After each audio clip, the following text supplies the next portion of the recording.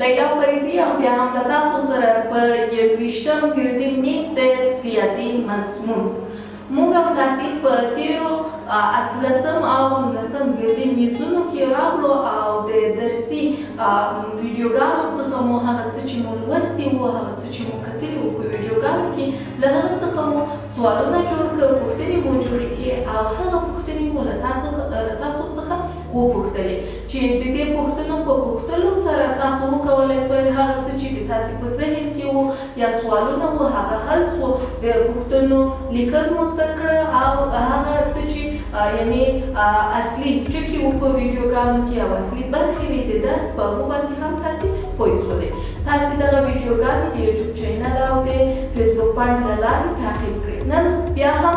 په 21 ګریډي میز کې له تاسې سره دغه پوښتنې د ریاضي مضمون په برخه کې شریکوم چې د پولینیوم په برخه کې فکټوریال په برخه کې جذر او توان په برخه کې دي نو یو ځای به دغه لس پوښتنې وګورو او تاسې به د دغو پوښتنو ځوابونه له ما سره په کومنټ کې شریکې کړئ که چېرته بیا هم تاسې پوښتنه لرئ کولی شئ له ما سره په کومنټ کې شریکه کړئ زه به تاسو ته هرومرو ځواب درکړم لومړۍ پوښتنه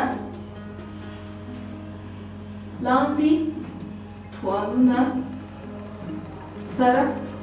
پرتله کړئ موږ او تاسې د توان په برخه کې لوستي وو تاسې به دغه توان راواخلئ او پرتله به یې کړئ د مثال په ډول موږ لرو 6 په توان د 9 او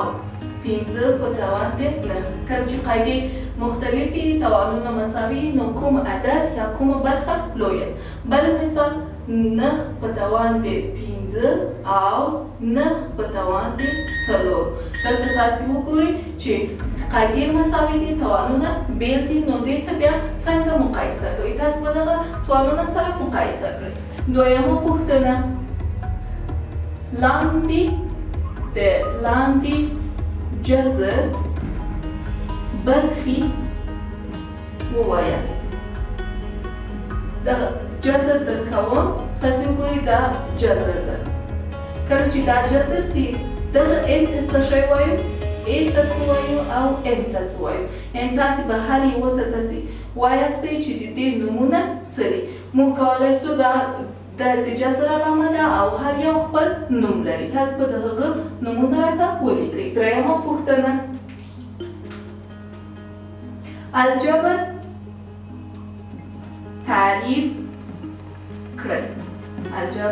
تعریف کړئ الجبر څه ته وایي تاسې به یې راته تعریف کړئ څلورمه پوښتنه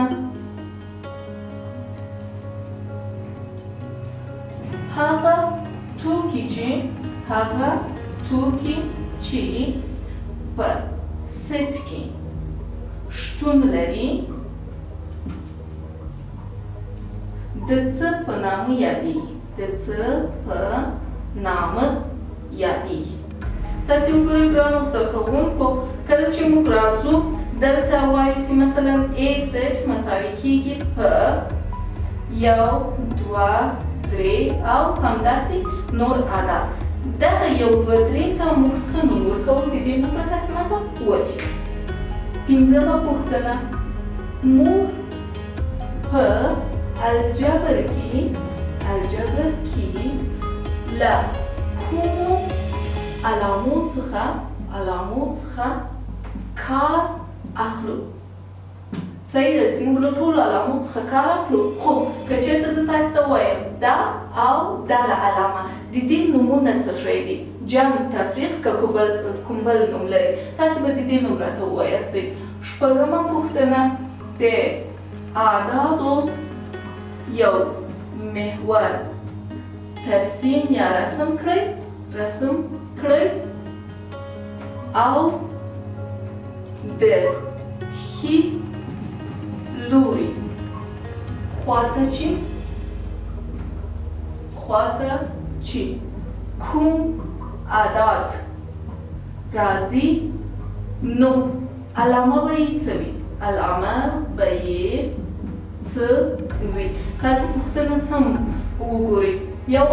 محور به رسموئ بیا به وایاستئ ښي لور ته هغه عدد چې راځي د هغوی علامه به څه شي یوازې او یوازې علامه به یې راته وایاستئ اوومه پوښتنه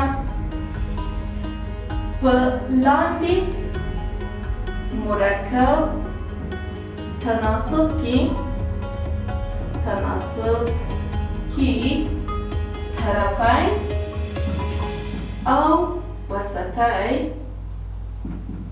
په نښه کړئ. لرو 8/14 بل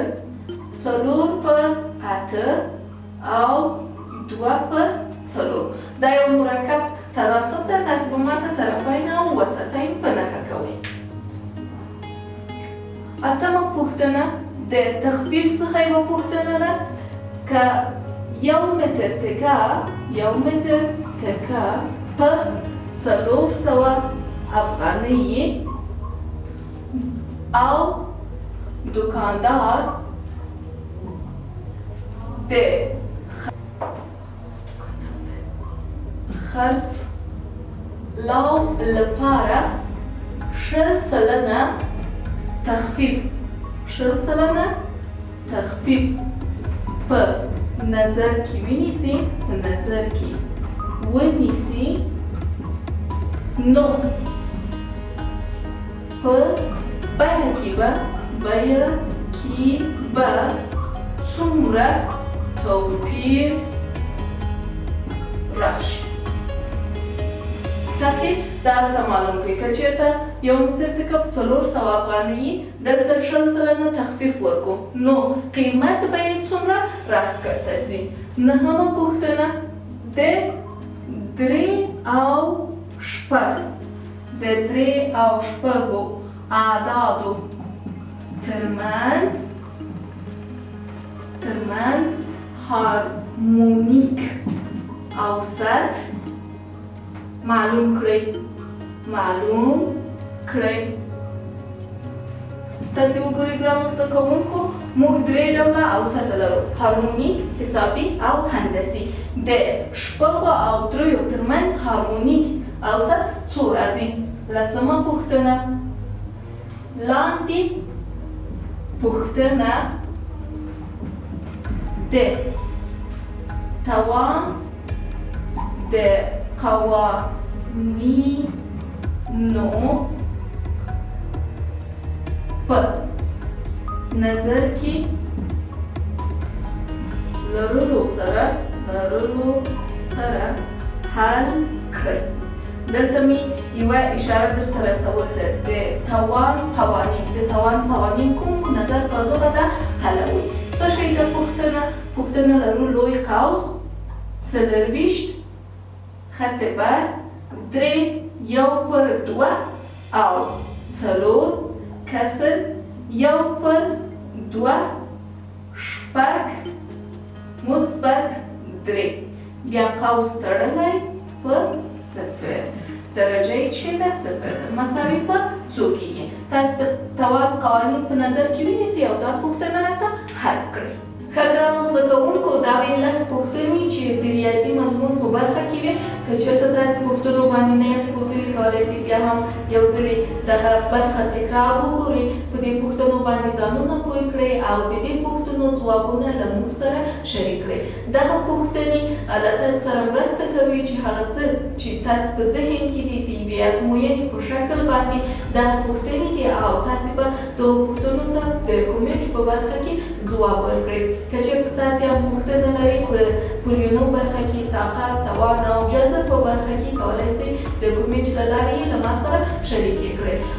موږ هڅه کوو تاسو ته ګټورې ویډیوګانې، ګټور ګردي میزونه چمتو کړو تر څو تاسې وکولی شئ له موږ سره دغه علمي برخه کې، د ریاضي په برخه کې، د ریاضي مضمون برخه کې تاسې درس زده کړئ او خپلې پوښتنې هم حل کړئ. تر بیا چې زه راځم او تاسې ته بل ګردی میز وړاندې کوم، تاسو په پاک څښتن ته لاس سپارم. الله محمد.